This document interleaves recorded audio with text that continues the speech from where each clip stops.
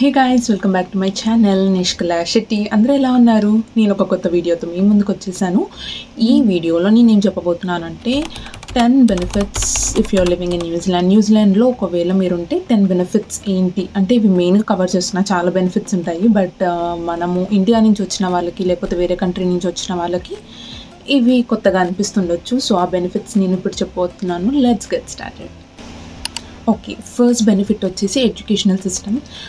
Maximum న్యూజిలాండ్లో education ఫ్రీగానే ఉంటుంది అనమాట. నేను ఏజ్ వైజ్గా డివైడ్ చేసి చెప్తాను. ఇప్పుడు పిల్లలు 0 to 2 years ఏజ్ వాళ్ళకైతే ఫ్రీ ఉండదు, డబ్బులు కట్టాలి. బట్ 3 years నుంచి 5 years వరకు గవర్నమెంట్ ఒక 20 hours ఆఫ్ ఫ్రీ కాస్ట్ ఇస్తుంది అనమాట. మనం పే చేయడం అవసరం లేదు. బట్ ఒకవేళ మీరు పిల్లల్ని 20 hours కన్నా ఎక్కువ స్కూల్లో పెట్టాలి అని అనుకుంటే అప్పుడు హవర్లీ వైజ్ స్కూల్ వాళ్ళు ఎంత ఫీ పెడితే మనం అంత పే చేయాలన్నమాట. కానీ 1 weekకి 20 hours ఫ్రీ ఫ్రమ్ గవర్నమెంట్ ఉంటుంది. అబౌవ్ 5 years నుంచి 18 years వరకు కూడా ఫ్రీ ఉంటుంది అనమాట. అది ప్రైమరీ ఎడ్యుకేషన్ అని అంటారు. అది కూడా ఫ్రీ ఉంటుంది, ట్యూషన్ ఫీ అవన్నీ.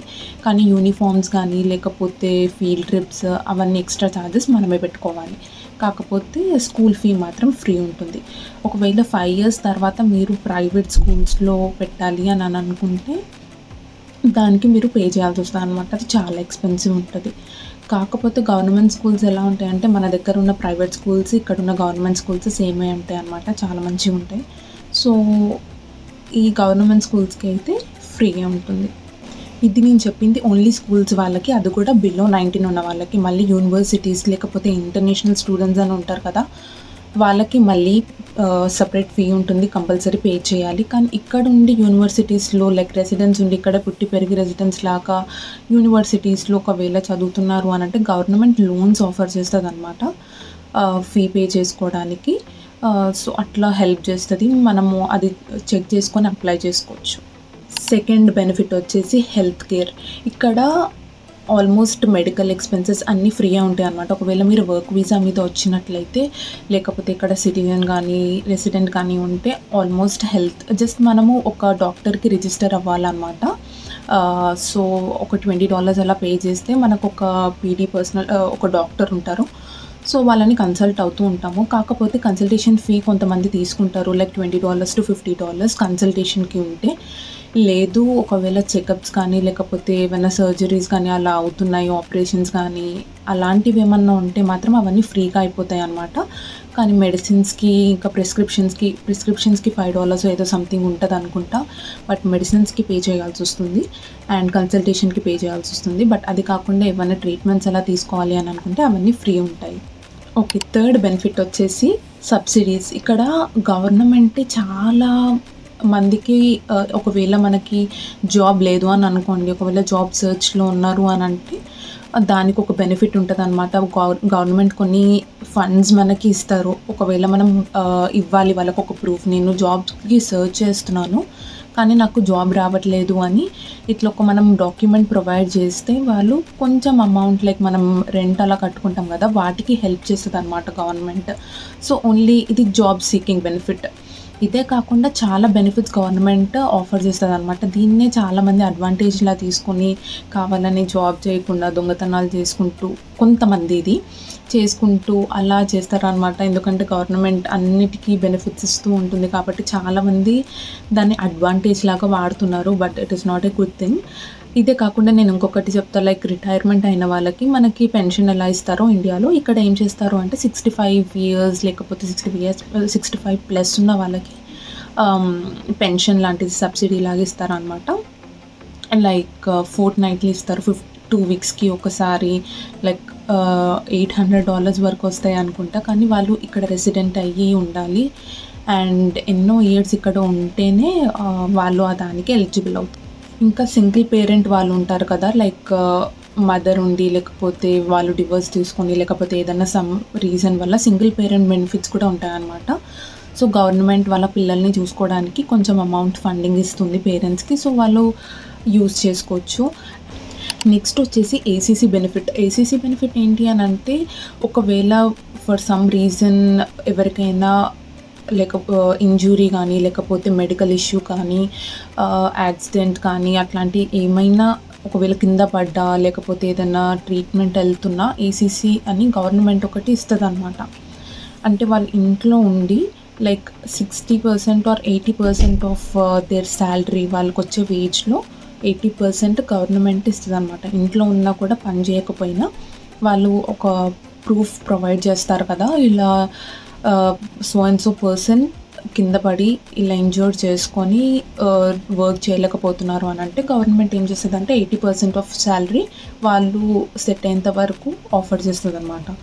సో అదొక బెనిఫిట్ ఉంటది. అది చాలా మంచి విషయం. లైక్ సిటిజన్స్ గానీ లేకపోతే వర్క్ వీసా మీద ఉన్న వాళ్ళకి కూడా ఇది వాలిడ్ అవుతుంది. ఫోర్త్ బెనిఫిట్ వచ్చేసి ట్రాన్స్‌పోర్టేషన్ ఏంటి అనంటే న్యూజిలాండ్‌లో ఒకవేళ ఏదన్నా ట్రాన్స్‌పోర్ట్ బస్, ఫెర్రీ, ట్రైన్ ఏది ఎక్కాలనుకున్నా మనము 80 మొబైల్ యాప్ అని ఒకటి ఉంటది. అది మనం ఒక్కటి చూసుకుంటే చాలు బస్ ఎక్కడుందో ట్రాక్ చేయొచ్చు. ఎన్ని మినిట్స్‌లో బస్ వస్తుందో తెలుస్తది. నెక్స్ట్ స్టాప్ ఎక్కడ దిగాలి, నెక్స్ట్ స్టాప్ ఎన్ని స్టాప్స్‌లో దిగాలి అనేది ఆ యాప్ ఏసుకొని మనం ట్రాక్ చేసుకుంటే చాలు అన్నీ తెలుస్తాయన్నమాట. బస్ ఫేర్స్ ఒకవేళ నేను ఇక్కడి నుంచి ఒక ప్లేస్‌కెళ్ళాలి అనంటే నాకు ఎంత కాస్ట్ పడతది.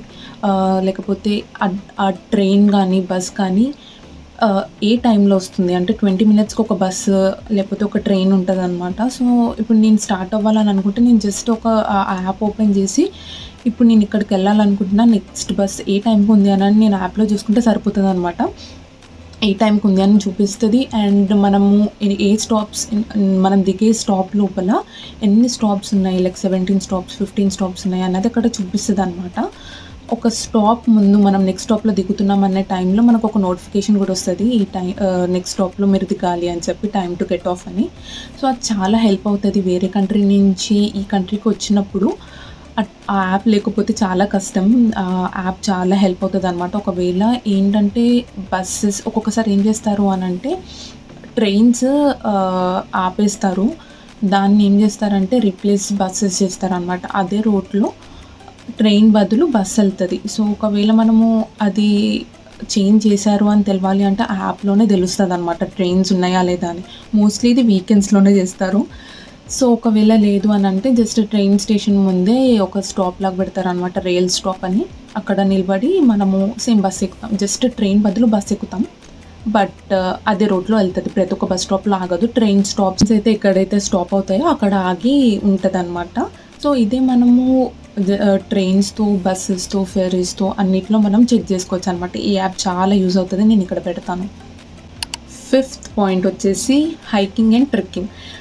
నార్మల్‌గా మనము ఇండియాలో ఉన్నప్పుడు ఎక్కడన్నా హైకింగ్ గానీ, ట్రెక్కింగ్ కానీ ఎళ్ళాలి అనంటే స్నేక్స్ గురించి గానీ, లేకపోతే ఏదైనా వైల్డ్ యానిమల్స్ గురించి మనం టెన్షన్ పడతాం కదా! కానీ న్యూజిలాండ్‌లో అలా ఈ కంట్రీలో అసలు స్నేక్సే ఉండవనమాట.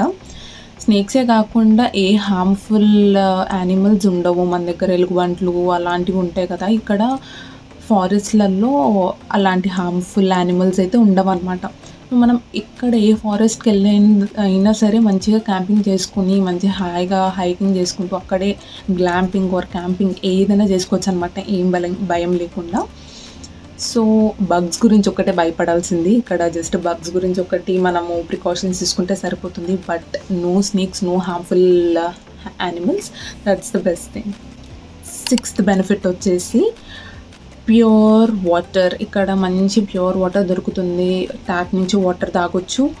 ఇంకా వాటర్ కూడా మనకు తాగుతున్నప్పుడు ఆ టేస్ట్ వల్ల మనకు అప్పుడే అర్థమైపోతదనమాట మంచిగా ఉంటది అని. మనం ఇండియాలో ఉంటే మినరల్ వాటర్ అలా కంపల్సరీ తీసుకోవాలి. లేదంటే మన హెల్త్ ఖరాబ్ అవుతది కదా! ఇక్కడ అలా ఏం లేదు. కానీ కొంతమంది తీసుకునే వాళ్ళు బాటిల్ వాటర్ తాగుతారు. బట్ ఇక్కడ ట్యాప్ నుంచి తాగినా అసలేం ఎఫెక్ట్ పడదు. నేనైతే ట్యాప్ వాటరే తాగుతా. అందరూ అదే తాగుతారు. కొంతమంది బాటిల్ వాటర్ తాగుతారనమాట వాళ్ళ హెల్త్‌ని బట్టి. సో వాటర్ చాలా ప్యూరిఫైగా ఉంటది. ఇంకొకటి ఏంటి అనంటే ప్యూర్ ఎయిర్. ఇంకా నేను హైదరాబాద్ నుంచి వస్తున్నా కాబట్టి హైదరాబాద్‌లో చాలా పొల్యూటెడ్ ఎయిర్. ఇంకా మాది తాండూరు కాబట్టి తాండూరులో ఇంకా పొల్యూటెడ్ అనమాట. మార్నింగ్ లేచి చూస్తే మొత్తం పొగ ఉంటది. అది ఫాగ్ అని అనుకుంటారు. కానీ అది పొల్యూషన్. సో అక్కడి నుంచి ఇక్కడికొచ్చిన తర్వాత అది ఖచ్చితంగా ఫీల్ అయిపోతాం అనమాట. అప్పుడే ప్యూర్ ఎయిర్ మనం కేరళ లేకపోతే డిఫరెంట్ అవుట్ ఆఫ్ సిటీస్‌కెళ్తే ఆ ఎయిర్ పీల్చుకోగలుగుతాం కదా! దానికన్నా ఒక 10 టైమ్స్ ప్యూర్‌గా ఉంటది ఇక్కడ. మంచిగా అసలు పొల్యూషన్ అనేదే ఉండదు. అంత బాగుంటుంది. ఎయిర్ అయితే చాలా బాగుంటుంది. ఒకవేళ ఎవరికైనా గిఫ్ట్ కావాలంటే చెప్పండి, నేను ప్యాకెట్స్లో మంచి గాలిని ప్యాక్ చేసుకొని ఇంటికి తీసుకొని వస్తాను. సెవెంత్ బెనిఫిట్ వచ్చేసి రీసైక్లింగ్ అనమాట. ఇక్కడ ఏమవుతుంది అని అంటే ఒక్కొక్క ఏరియాకి ఒక్కొక్క రోజు బిన్స్ కలెక్ట్ చేస్తారనమాట. గార్బేజ్ కలెక్షన్ మనకి నార్మల్గా రోజు ఉంటుంది కదా, కానీ ఇక్కడ అలా కాదనమాట. పెద్ద పెద్ద బిన్స్ ఇస్తారు. ఒక్కొక్క ఇంటికి 3 బిన్స్ ఇస్తారు. ఒకటేమో జనరల్ రబ్బిష్ రెడ్ కలర్ ఉన్నది, ఒకటేమో బ్లూ కలర్ది రీసైక్లింగ్, ఇంకొకటేమో జస్ట్ ప్లాంట్ కానీ లేకపోతే గ్రాస్ అలా ఉంటాయి కదా మూవ్ చేసినవి, అది దాంట్లో పెడతారనమాట. సో ఆ 3 బిన్స్ ఒక్కొక్క ఇంటికి ఇస్తారు. ఒక్కొక్క ఏరియాకు ఒక్కొక్క రోజు. మా ఏరియాలో అయితే థర్స్డే రోజు రబ్బిష్ కలెక్ట్ చేసుకుంటారనమాట. సో వెనస్డే రోజే పెట్టేయాలి. ఒకవేళ థర్స్డే మిస్ అవుతుందంటే మళ్ళీ 1 వీక్ వెయిట్ చేయాలి. మీద రబ్బిష్ బిన్ మొత్తం ఫుల్ అయినా కూడా సంబంధం లేదు, 1 వీక్, ఇంకొక 1 వీక్ వెయిట్ చేయాల్సిందే. సో రెడ్ అయితే జనరల్ రబ్బిష్ పెడతాం కదా, అంతా మొత్తం జనరల్ చెత్త అంతా రెడ్ దాంట్లో పెడతారు. అండ్ బ్లూ దాంట్లో రీసైక్లింగ్. ఇక్కడికి వచ్చిన తర్వాతనే నాకు రీసైక్లింగ్ గురించి తెలిసింది. అసలు రీసైకిల్ చేస్తే ఎంత మంచిది కదా అన్నట్టు కూడా అర్థమైంది అనమాట. మేము తాగిన మిల్క్ బాటిల్స్ కానీ, లేకపోతే వాడిన టమాటో క్యాన్స్ కానీ, లేకపోతే టాయిలెట్ రోల్స్ కానీ, కార్డ్బోర్డ్, యోగర్ట్ బాక్సెస్ అవన్నీ ఉంటాయి కదా, ఇక్కడ మోస్ట్లీ రీసైక్లింగ్ ప్రాసెస్ జరుగుతుంది కాబట్టి అమ్మే ప్రతిదీ మోస్ట్లీ రీసైక్లబుల్లే చేస్తారనమాట. చాలా తక్కువ జనరల్ వాడేసేది. సో మేము ఏం చేస్తామంటే మా ఫ్లాట్మేట్స్ నాకు ఇంట్రడ్యూస్ చేస్తారనమాట ఎలా రీసైక్లింగ్ చేయాలి అని చెప్పి. సో ఆ వాడిన తర్వాత జస్ట్ రిన్స్ చేసి అది ఆరబెట్టి, ఆరిన తర్వాత రీసైక్లింగ్ దాంట్లో పెట్టేస్తామన్నమాట. కానీ రీసైక్లింగ్ ఏమంటే ప్రతి ఒక్క వీక్ తీసుకెళ్లారనమాట రబ్బిష్. ఈ వీక్ జనరల్ రబ్బిష్ తీసుకుని వెళ్తే నెక్స్ట్ వీక్ రీసైక్లింగ్, ఫోర్ట్నైట్లీ 2 వీక్స్కి ఒకసారి. So this is rubbish collection. 7th point వచ్చేసి ఈజీ డ్రైవింగ్. చాలామంది ఏమన్నారు అంటే న్యూజిలాండ్కి వచ్చిన తర్వాత డ్రైవింగ్ చాలా ఈజీ, ఎందుకంటే ఇక్కడ ఉన్న రూల్స్ మనం ఫాలో అవుతే డ్రైవింగ్ చాలా ఈజీ అయిపోతుందని నేను విన్నాను. ఇండియాలో అంటే కొంచెం కొన్ని దగ్గర రూల్స్ ఫాలో అవుతారు, కొన్ని దగ్గర ఫాలో అవ్వరు కదా. ఇక్కడ నార్మల్గా పెడిస్టేరియన్స్ రోడ్ క్రాస్ చేసేటప్పుడు కూడా ఇలా బటన్స్ ఉంటాయన్నమాట. ఆ బటన్ ప్రెస్ చేస్తే అన్ని వెహికల్ ఒక 2 మినిట్స్ 3 మినిట్స్ అలా ఆగితే అన్ని వెహికల్స్ ఆగిపోతాయి. గ్రీన్ లైట్ వచ్చినప్పుడు మనం క్రాస్ చేయొచ్చు, కళ్ళు మూసుకొని కూడా వెళ్ళొచ్చు అనమాట. అదే కాకుండా డ్రైవింగ్ కూడా ఇక్కడ ఉన్న రూల్స్ చాలా ఈజీ ఉంటుంది అని విన్నాను. ఇంకా ఎలక్ట్రిక్ వెహికల్స్ కానీ లేకపోతే ఆటోమేటిక్ వెహికల్స్ అలా ఉంటాయి కదా, అందుకోసం నాకు డ్రైవింగ్ రాదు. బట్ మా ఫ్రెండ్స్ చెప్పింది అయితే నేను విన్నా కార్ డ్రైవింగ్. సో ఇండియాతో కంపేర్ చేస్తే న్యూజిలాండ్లో మాత్రం డ్రైవింగ్ చాలా సేఫ్ ఇంకా ఈజీ అని నేను చెప్పగలుగుతాను. 8th పాయింట్ వచ్చేసి మనము సూపర్ మార్కెట్స్లో ఇట్లా షాపింగ్ చేయడానికి వెళ్తాం కదా, అక్కడ ఐల్స్ ఉంటాయి అన్నమాట. నేను నా గ్రోసరీ షాపింగ్ వ్లాగ్ నేను డిస్క్రిప్షన్లో పెడతాను, ఒకవేళ మీరు కావాలంటే చూడండి. అక్కడ ఏం చేస్తారంటే చాలా పెద్దగా ఉంటాయి కాబట్టి మన దగ్గర డీమార్ట్స్ అలా ఎలా ఉంటాయో ఇక్కడ కూడా పెద్ద పెద్దగా ఉంటాయి. ఐల్స్ ఉంటాయి కదా, డిఫరెంట్ ఒక్కొక్క ఐల్కి ఒక్కొక్క నెంబర్ ఇచ్చి అక్కడ ఏం దొరుకుతాయి అని చెప్పి పెద్ద బోర్డ్స్లో పెట్టేశారన్నమాట. నేను ఇక్కడ ఫోటో పెడతాను. ఇక్కడ కుకీస్, ఇక్కడ డిటర్జెంట్, ఇక్కడ క్లీనింగ్ వేర్, లేకపోతే ఇక్కడ క్యాన్స్ ఫుడ్స్, అట్లాంటివి డిఫరెంట్ ఏమేమి ఉంటాయో ఆ ఇల్లు పెద్ద పెద్దగా రాసి పెడతారనమాట. ఒకవేళ మనకి ఏమైనా తొందర కావాలి అని అంటే జస్ట్ అవి చూసుకొని అక్కడికి వెళ్ళి తెచ్చుకోవచ్చు అనమాట. స్నాక్స్, చాక్లెట్స్ అవన్నీ అక్కడ రాసి పెడుతుంటారు. అది నాకు చాలా ఈజీగా ఇంకా బాగా ఉపయోగపడేది అన్నట్టు అనిపిస్తుంది. So that's another benefit. Okay, 9th benefit వచ్చేసి మార్కెట్ ప్లేస్. ఒకవేళ ఇక్కడికి వచ్చి మీరు కొనుక్కోవాలి ఏదన్నా అని అనుకుంటే, అంటే సెకండ్ హ్యాండ్లో ఏదైనా కొనాలి అని అంటే మార్కెట్ ప్లేస్ అని ఉంటుంది అనమాట. Facebook market place. మన ఫేస్బుక్ యాప్ ఎలా ఉంటుందో అక్కడనే ఇంకొక ఐకాన్ ఉంటుంది మార్కెట్ ప్లేస్ అని చెప్పి. అక్కడ ఏం చేస్తారంటే మోస్ట్ ఆఫ్ ద పీపుల్ వాళ్ళు వద్దనుకునేటివి ఒక $100 ఉన్నటివి $10, $20, $30 అమ్మేస్తారు, లేకపోతే కొన్ని ఫ్రీ అని పెట్టేస్తారు. సో మనం వెళ్ళి కలెక్ట్ చేసుకోవాలి. సో మార్కెట్ ప్లేస్ ఏంటి అని అంటే, ఒకవేళ మనకి వాషింగ్ మిషన్ కావాలి, ఇప్పుడే న్యూజిలాండ్లో సెటిల్ అయ్యాము, అప్పటికప్పుడే మనము లక్షలు పెట్టి వాషింగ్ మిషన్ లేకపోతే డ్రయర్ అవన్నీ కొనుక్కోలేము కదా. జస్ట్ సెటిల్ అయ్యేంత వరకు మనకి ఏదైనా కావాలి అని అంటే జస్ట్ ఈ ఫేస్బుక్ మార్కెట్ ప్లేస్కి వెళ్ళి ఏమన్నా లిస్టింగ్స్ ఉంటే అవి చూసుకొని వాళ్ళని కాంటాక్ట్ అయ్యి అక్కడ తక్కువ ప్రైస్కి మనం తెచ్చుకోవచ్చు అనమాట సెకండ్ హ్యాండ్వి. బట్ వర్కింగ్ కండిషన్లో కూడా ఉంటాయి. వాళ్ళు ఏ కండిషన్లో ఉన్నాయని కూడా వాళ్ళు అక్కడ మెన్షన్ చేస్తారు. కొన్ని ఫ్రీగా కూడా ఉంటాయి. సో ఒకవేళ వాళ్ళు వేరే కంట్రీకి మూవ్ అవుతున్నాయి అని అంటే ఫ్రీగా కూడా పెట్టేస్తూ ఉంటారు అనమాట. మనం చూసుకొని తీసుకోవచ్చు. ఇప్పుడు 10th బెనిఫిట్ చెప్తాను. New Zealand is an English speaking country. అంటే వీళ్ళ నేటివ్ లాంగ్వేజ్ మౌరీ, కానీ మౌరీ అందరూ మాట్లాడరనమాట. మెయిన్లీ లైక్ 95-99% ఇంగ్లీషే మాట్లాడతారు. ఇంగ్లీష్ ఒకటి వస్తే సరిపోతుంది. ఇప్పుడు మనము ఫ్రెంచ్, జపనీస్ కానీ అలా నేర్చుకోవాల్సిన అవసరం లేదు. అప్పుడు వాళ్ళ కంట్రీకి వెళ్ళాలంటే అది కంపల్సరీ నేర్చుకోవాలి కదా. జర్మనీకి వెళ్ళాలంటే జర్మన్ నేర్చుకోవాలి. కానీ న్యూజిలాండ్కి వెళ్తే మౌరీ నేర్చుకోవాల్సిన పని లేదు. జస్ట్ ఇంగ్లీష్ వస్తే చాలు అనమాట, మేనేజ్ చేయొచ్చు. కాకపోతే చాలా డిఫరెంట్ కల్చర్ పీపుల్ని మీట్ అవుతారు. సో డిఫరెంట్ లాంగ్వేజెస్ కూడా నేర్చుకోవచ్చు. నేను టీచర్ని కాబట్టి డిఫరెంట్ కల్చర్ పిల్లలు వస్తారు కాబట్టి నేను కొన్ని డిఫరెంట్ లాంగ్వేజెస్, సింగిల్ శ్రీలంక నుంచి, లేకపోతే కొన్ని చైనీస్ వర్డ్స్, కొన్ని జపనీస్ వర్డ్స్, కొన్ని తమిళ్ వర్డ్స్, కొన్ని తెలుగు ఎలాగవచ్చు. సో అలా డిఫరెంట్ వర్డ్స్ కానీ డిఫరెంట్ కల్చర్ పీపుల్ని మీట్ అవ్వచ్చు అనమాట. So this is it. ఇవే అనమాట 10 బెనిఫిట్స్. ఒకవేళ మీరు న్యూజిలాండ్లో ఉంటే మెయిన్ బెనిఫిట్స్ ఇంకా చాలా ఉంటాయి. ఒకవేళ మీరు తెలుసుకోవాలనుకుంటే, మీకు ఒకవేళ తెలిస్తే కూడా కమెంట్స్లో పెట్టండి. I hope you guys enjoyed watching this video. మీకు ఈ వీడియో నచ్చినట్లయితే please don't forget to like, share and subscribe to my channel Nishkala Shetty. Bye.